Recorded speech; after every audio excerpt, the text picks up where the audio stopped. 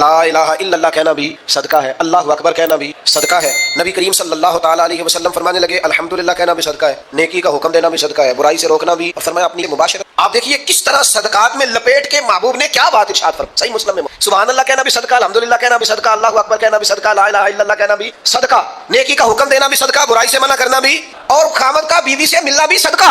پچھلی ساری باتیں تو قبول تھی، لیکن یہاں کے صحابی نے سوال کیا یا رسول اللہ انسان اپنے نفس کی خواہش پوری کر رہا ہے، صدقے کا ثواب؟ حضور فرمانے لگے یہی خواہش اگر بری جگہ پہ جا کے پوری کرتا تو گناہ ہونا تھا کہ نہیں؟ کہ یا رسول اللہ ہونا تھا، تو فرمایا میرے رب نے کرم فرمایا ہے، اسی کو صحیح جگہ جا کے پوری کرے گا تو اللہ صدقے کا ثواب عطا فرما دے۔ کیا ذہن سازی ہے، کیا فکر ہے، کیا توانائی، اور کس طرح رسول پاک گناہ سے نکال کر نیکی کے راستے پر مائل کرتے ہیں۔ فرمایا تو اس کی طرف متوجہ ہو، وہ تیری طرف متوجہ ہو، عمر کے جتنے بھی حصے گویا گزر گئے ہیں، یہ ملاقات ایک صدقہ ہے، کیونکہ مالک نے اس رشتے کو جائز قرار دیا، یہ تمہارے لیے تمہاری کھیتیاں ہیں۔ ہمارا کیا انداز ہوتا ہے، ہم شریعت اسلامیہ کا وہ والا عنوان سے بیان کرتے ہیں جو ایک خاص عنوان سے مبنی ہوتا ہے، وہ بھائی محرم شریف میں شہادت کے علاوہ بھی کچھ بیان ہو جائے تو ٹھیک، اور سفر میں عرس اولیاء کے علاوہ بھی کچھ بیان ہو جائے تو ٹھیک ہے، اور ربیع الاول میں اگر حضور کی سیرت بھی بیان ہو جائے تو پھر بھی، لیکن وہ ہر مہینے کے ہمارے موضوع پکے ہیں، اس سے ادھر ادھر ہونا۔ حضرت عمر فاروق رضی اللہ تعالیٰ عنہ خاتون سے کہنے لگے بوڑھی سے پوچھو، تو پوچھا اماں السلام علیکم، وعلیکم السلام، اماں کیا بات ہے؟ تو اماں کہنے لگی جاؤ دوڑو، تمہیں کیوں بتاؤں، دیہات کی سیدھی سادی بیوی، جاؤ بھاگ جاؤ۔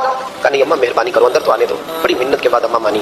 عمر فاروق عام آدمی نہیں جس سے دنیا کامتی ہے، حضرت عمر اندر گئے، اماں کیوں پریشان ہو؟ تو اماں کہنے لگی تمہیں کیوں بتاؤں، میرا اپنا دکھ ہے، چل اماں بتا دے تیری مہربانی۔ اماں کہنے لگی میں بیوہ ہوں، بے اولاد ہوں، کوئی میرا سہارا نہیں، مجھے عمر فاروق سے بڑی شکایت، میرے اوپر 25 دینار کا قرضہ چڑھ گیا ہے اور 3 دن ہو گئے میں نے روٹی نہیں کھائی، اور عمر نے میری خبر نہیں لی۔ حضرت عمر کو پتہ چل گیا اللہ وارث ہے، اس کا کوئی 2 4 10 ہزار ووٹ کوئی نہیں، یہ کوئی میکے سے 6 مربے نہیں لے کے آئی، ایک اکیلی تنے تنہا۔ اور بھائی جب اللہ کا خوف ہوتا ہے تو پھر انسان ان غریبوں کو بھی بناتا ہے، پھر ریڑھی والے کی بھی اہمیت بڑھ جاتی ہے، پھر رکشے والے کی قدر بھی بڑھ جاتی ہے۔ حضرت عمر فاروق رضی اللہ تعالیٰ عنہ کہنے لگے اماں عمر سے شکوہ ہے؟ کہاں؟ جناب عمر کہتے ہیں میں نے ایک جملہ کہا تو اماں نے تو مجھے لاجواب کر دیا۔ میں نے کہا اماں عمر کو کیا پتا کہ تو بھوکی اور مقروض ہے، اسے کیا خبر؟ تو اماں کہنے لگی کیا کہا تم نے؟ عمر کو خبر نہیں، اسے پتا نہیں؟ تو عمر سے کہو نا چھوڑ دے حکومت، اس کے حوالے کرے جو خبر رکھ سکتا ہے، کیوں بیٹھا ہے پھر؟ ہمارے حکمران کہتے ہیں ابھی میں صدمے میں ہوں، نکلوں گا تو بات کروں گا، نہ ادھر ادھر کی تو بات کر، یہ بتا کہ قافلہ کیوں لٹا، مجھے راہزنوں سے غرض نہیں، تیری راہبری کا سوال ہے، ہاں تجھے جواب دینا پڑے گا۔ حضرت سیدنا عمر فاروق رضی اللہ تعالیٰ عنہ سے اماں کہنے لگی نہیں خبر رکھ سکتا تو حکومت کیوں کرتا، چھوڑتا کیوں نہیں؟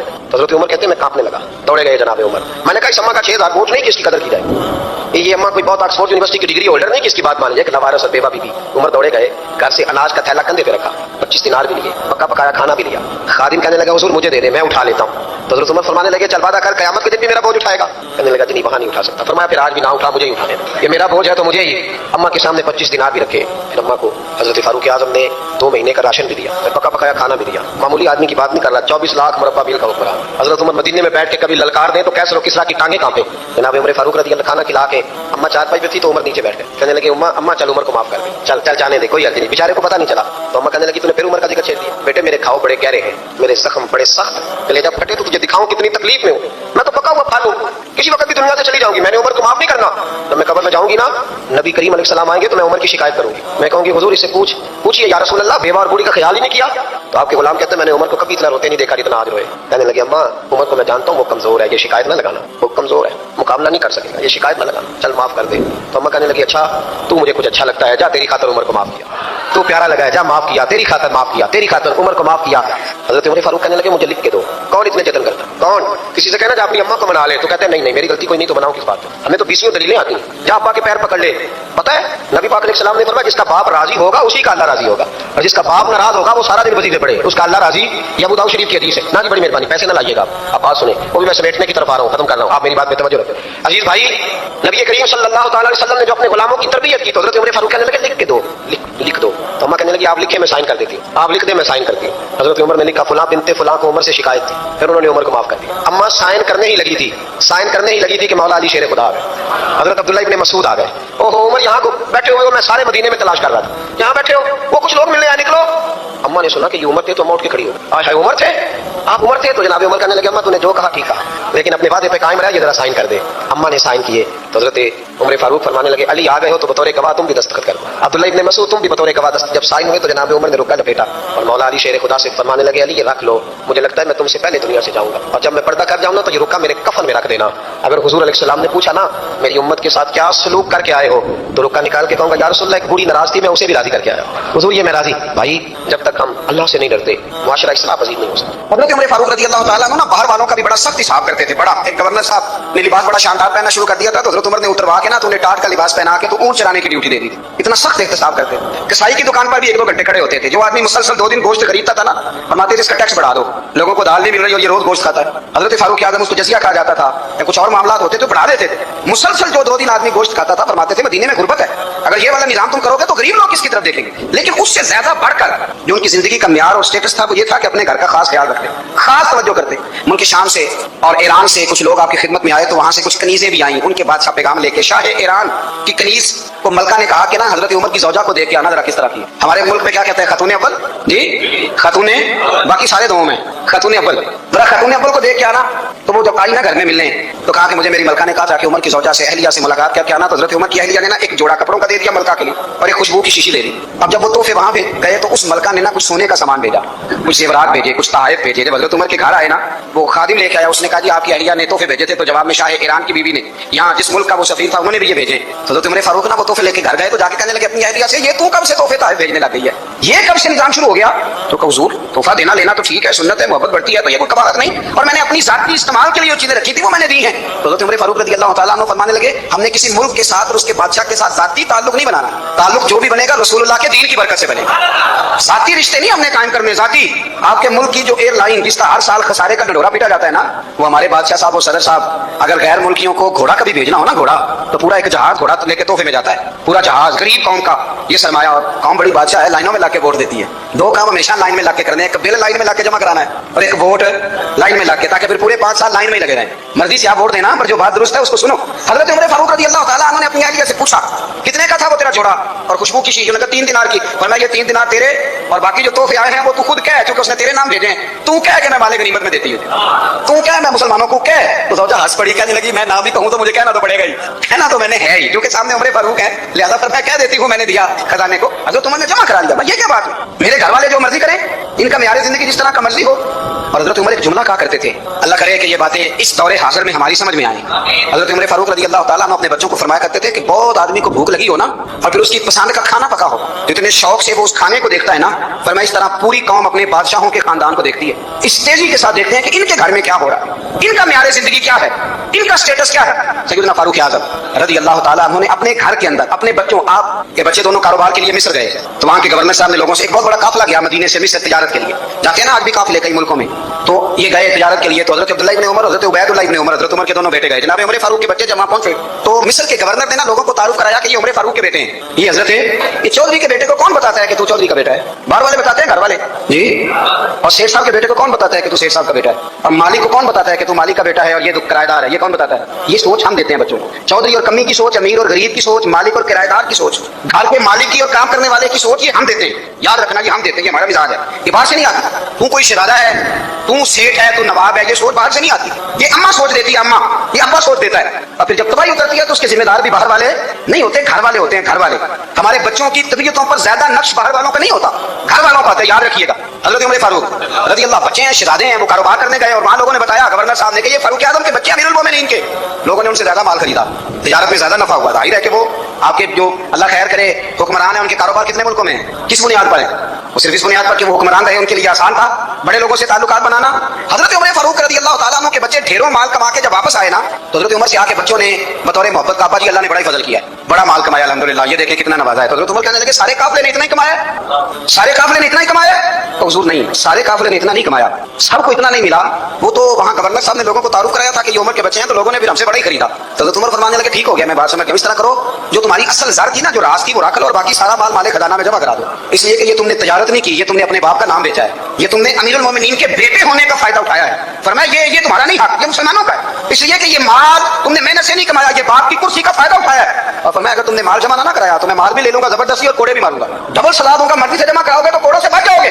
بڑے بیٹے نے تو جمع کرا دیا تو چھوٹا تھوڑا پریشان ہوا. تو حضرت عبداللہ ابن عمر چھوٹے کا ماتھا چوم کے کہنے لگے بیٹے چپ کر کے جمع کرا, یہاں بھی فخر کر کے ہم عمر کے بیٹے ہیں اور قیامت میں بھی فخر کریں گے کہ ہم فاروق اعظم کے بیٹے ہیں.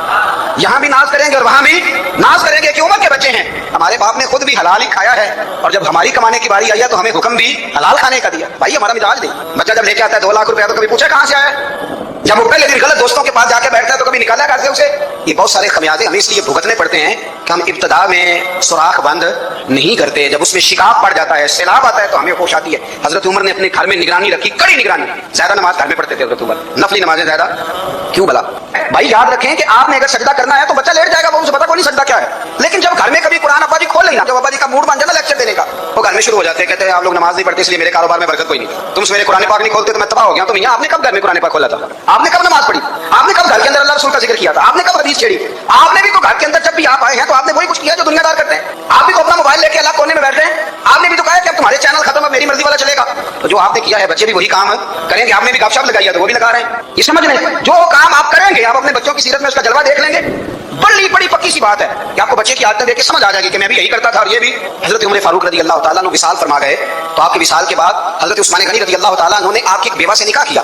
حضرت عمر کی ایک بیوہ سے جب وہ آپ کے نکاح میں آئی تو کہنے لگی حضرت عثمان غنی سے کہ حضور نہ تو میں خوبصورت ہوں اور نہ میں جوان ہوں, نہ آپ کی کوئی خدمت کر سکتی ہوں, میرے ساتھ نکاح کرنا سمجھ میں نہیں آیا. کیا شاندار جواب دیا حضرت عثمان غنی نے, کیا خوبصورت جواب دیا. فرمانے لگے میں نے اس لیے نکاح نہیں کیا کہ مجھے تمہارے حسن سے دلچسپی تھی یا تمہاری خدمت کی ضرورت تھی. میں نے تو اس لیے نکاح کیا ہے کہ مجھے بتاؤ عمر فاروق گھر کے اندر اپنے رب کی عبادت کس طرح کرتے تھے, وہ قرآن پاک کس طرح پڑھتے تھے, وہ رویا کیسے کرتے تھے, استغفار کا طریقہ کیا, کس انداز میں وہ اپنے رب کو یاد کرتے تھے. اس لیے کہ عمر کئی دفعہ گھر سے آتا تھا تو میں اس کے چہرے پر نور دیکھا کرتا تھا, میں روشنی دیکھتا تھا, ایک معیار دیکھتا تھا. نکاح اس لیے کیا ہے کہ مجھے عمر کی جو گھر کے اندر کی عبادت ہے اس سے آگاہ کرو تاکہ عثمان غنی بھی چاہتے ہیں اس طرح کے عمل کرو جس طرح کہ عمر فاروق کر کے گئے.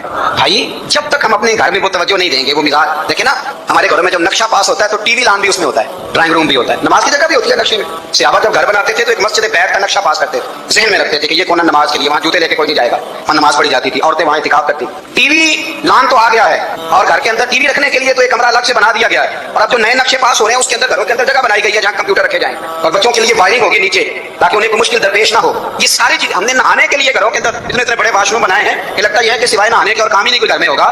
ہر چیز آ گئی, اور اللہ کرے کوئی تفسیر بھی ٹیبل پہ پڑی نظر آئے, کوئی حدیث کی کتاب بھی ٹیبل پہ پڑی نظر آئے.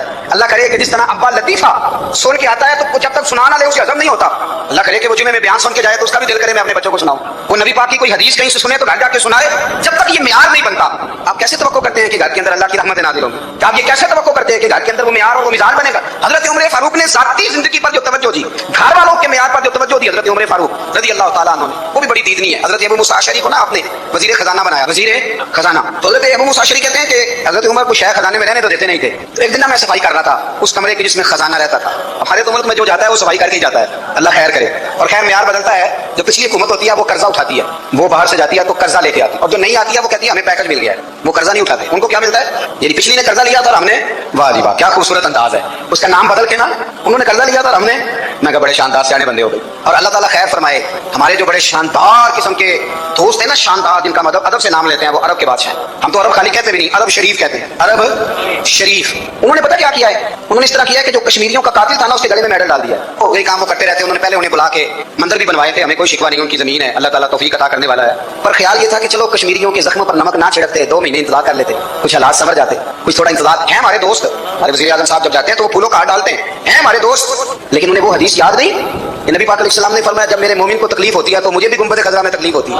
انہیں نہ کشمیریوں کا خون یاد نہیں آیا, انہیں برہان وانی کی کٹی ہوئی لاش یاد نہیں آئی, انہیں 30,000 بیوہ عورتیں 30,000 بیوہ عورتیں یاد نہیں آئی, 30,000 بیوہ عورتیں جن کے ساتھ گزر گئے, اور انہیں 1.25 لاکھ یتیم بچہ یاد نہیں آیا جو یتیمی کی زندگی گزار رہا ہے. اور اس کے باوجود بہت بڑے ذمہ دار ہے وہ. مجھے پڑھ لینے دو آج احمد فراز کا شعر. وہ ہمارے مکتب کوئی ایسا نہیں کہ وہ مولوی تھا, وہ غیر جانبدار تھا, پر مجھے آج پڑھ لینے دو اس کا شعر. یہ کلیجے کا درد ہے, پڑھ لینے دو. اس نے کہا تھا کہ پڑھتا ہوں تو کہتی ہے یہ خالق کی کتاب ہے, مثل یہودی یہ سعودی بھی عذاب, اس قوم کے بارے میں کیا لکھوں فراز, کعبے کی کمائی سے جو پیتے ہیں شراب, کعبے کی کمائی سے جو پیتے ہیں شراب, اس قوم کے بارے میں کیا لکھوں فراز, کہ کعبے کی کمائی سے جو پیتے ہیں شراب. میں خیال نہیں آیا تمہارا صرف دین یہ ہے کہ قبریں گرا دو, مزارات گرا دو, فقط یہ دین ہے. کوئی نبی پاک کے روزے کی طرف منہ کرے تو اسے مشرک ہو, یہ دین ہے, اس کا نام مطلب رکھا تم نے. मजहब तो इसका नाम है कि जो रसूलुल्लाह का नाम लेने वाला है वो हमारा यार है, और जो नबी पाक का नाम लेने वाला नहीं हमारा उससे कोई ताल्लुक ये दीन है। हजरत उमर फारूक की सीरत सुना रहा हूँ, हजरत उमर की। हजरत अबू मूसा अशरी ने एक ईसाई को मुंशी रखा था, अकाउंट ऑफिसर हजरत अबू मूसा अशरी ने। तो हजरत उमर फारूक बोल पड़े, कहने लगे तुम्हें मुसलमान कोई नहीं मिला था, कलमा कोई नहीं तुम्हें नजर आया, कश्मीरियों की लाशें नजर नहीं आती, उनका खून बह रहा है, तबाही उतर रही है, और तुम कातिल को गोल्ड मेडल पहना रहे हो। और याद रखना, जब मुसलमानों की बच्चियां रोंदी जाती हो ना तो फिर इस्लाम अमन का दर्श नहीं देता, फिर इस्लाम जिहाद की बात करता है, फिर इस्लाम जिहाद की बात करता है, जिहाद की। वो कौमें गैरतमंद नहीं होती कि जिनके घरों में आग लगी हो और वो गैरों को हाथ पहनाती फिरे। अल्लाह का कुछ खौफ करो, जिंदगी मुख्तसर है, दुबई में कितने रहे और कितने चले गए, खुदा कुछ खुदा। तुमसे अच्छे तो वो न्यूयॉर्क के राइटर है जो कम से कम अपने कालमों में कश्मीर की बात करते हैं। तुमसे अच्छा बर्तानिया का वो शख्स है जो कम से कम BBC लंदन पे रिपोर्ट जारी करता है तो कहता है कश्मीर पे जुल्म हो रहा है। तुमसे तो वो अच्छे रह गए, तुमने बात करना तो दूर की बात, तुमने दुश्मनों के गले में हार पहनाने शुरू कर दिए। कल जब पूछेंगे बुला के तुमको अपने सामने, क्या जवाब है जुर्म दोगे तुम खुदा के सामने?